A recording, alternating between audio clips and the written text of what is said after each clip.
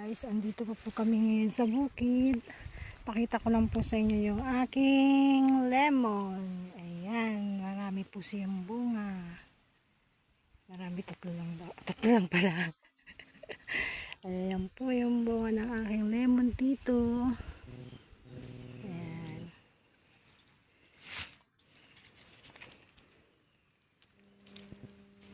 Namumunga ang aking munting lemon.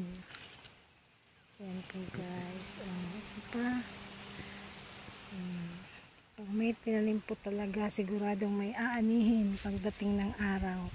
Ayan po ang aking lemon. Namumunga na sa ngayon. Ayan po. Madami po kami mga tanim.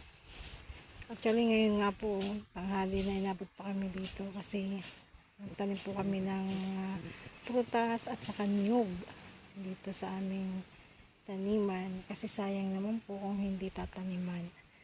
Ayan ang aking lemon. May mga kalamansi pa po dyan sa dulo po.